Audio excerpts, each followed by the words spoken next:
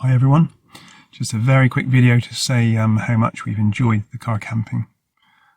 This has been our first year at trying it, and car camping or micro camping is a lot of fun. Me and my wife both really enjoyed it.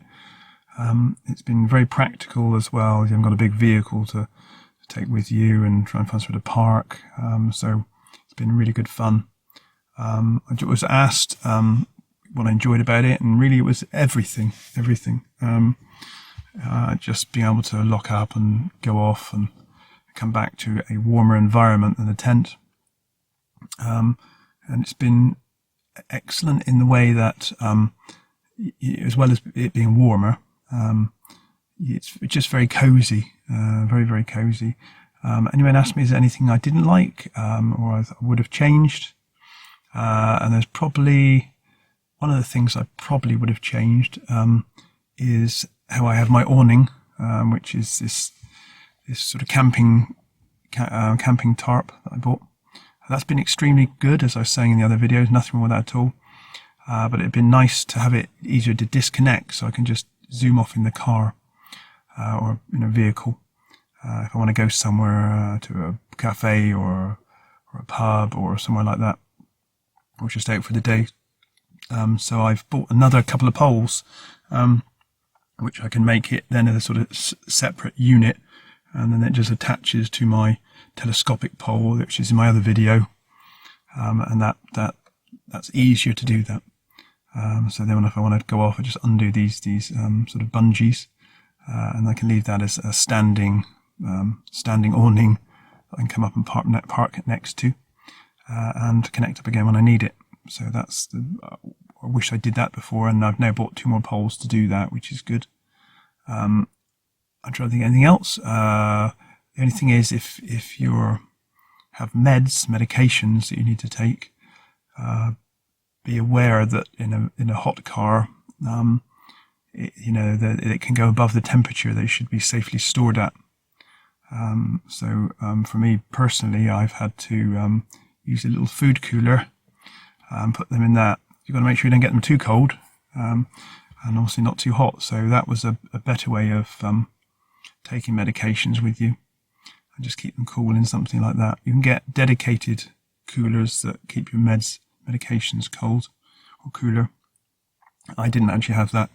Mine is just a little very small ice food cooler, and that was fine. It's pretty good. And also we had another one as well, a small one for just keeping food in. So often if we went away for 1, 2, 3 days, the first day would give us some lovely fresh food, possibly even the second one, if it's still cold enough. That was great. Some of the great stuff I found useful is the cargo net. The cargo net was extremely useful, just being able to put things on there and get up in the morning and looking for a fresh pair of socks, or your flashlight torch in the night if you needed to go out and do something like go to the toilet or whatever. That wasn't a problem. Also light, not too heavy pots, pans, things like that were great. Keep the weight down in the car, so I've obviously got a set of those, which I've sort of very basically showed in one of my other videos, which were great. The collapsible bowl was really useful. More so if you're not wild camping, more so if you're at a campsite, you can put all your stuff in when you've eaten and take them over and wash them off if you want to do it that way and not do it using the car stuff. A solar generator or power bank, the bigger one I got, is fantastic. That's been really useful.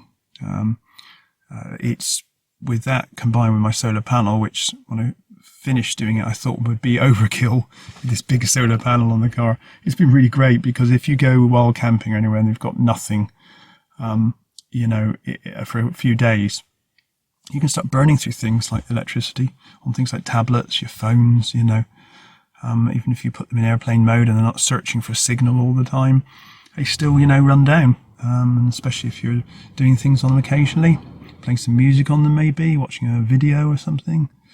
It's handy to be able to charge them back up again. So that worked extremely well, and I was glad I did do all that in the end and have that set up in the car. So I was very pleased with that. The roof box has been very useful. It's not a massive size one, but It allows us to put a rucksack and collapsible chairs in there and things, and that's been ideal really. Also, actually having the plumbed tap in. When I say the plumbed tap in, I mean it's a powered tap. I use a solar charger power bank to power that tap in the back, which again is in my other video. And I wasn't sure if that might be overkill. I see people with just like little pump things on it, which, you know, obviously works fine. But we found it really, really useful. When you're doing the dishes, you can press this button in and it will keep the water going and you can be doing the dishes properly. It's been great. So I'm glad I did that. I thought it might be overkill at the start, but no, it's turned out to be very useful. Again, like the awning has been really good. Like I said, I've got a couple more poles right now, like I was just stating. That has helped things immensely for if I want to disconnect it from the car and drive off and leave that there stationary without having to roll it up or anything. That's good. That's about it. So we've had a wonderful time and looking forward to next car camping, which will probably be now after the winter. I'm always tempted to try one in the winter actually, because it's been so warm in the summer. I know obviously it'll be a lot colder out of seasons like that, but it's very tempting because I've been very impressed with that, and I've done a lot of normal tent camping in my life, so I really noticed the difference in temperature and how cozy it was. Also noise, things like that, you know. You just don't make, you know, tents. If you're in a tent, the sound travels so much. In a car, it doesn't do that. It works both ways, coming in and going out. So wonderful time, and we'll be looking forward to doing this again next year. And thank you very much for watching the video. Bye.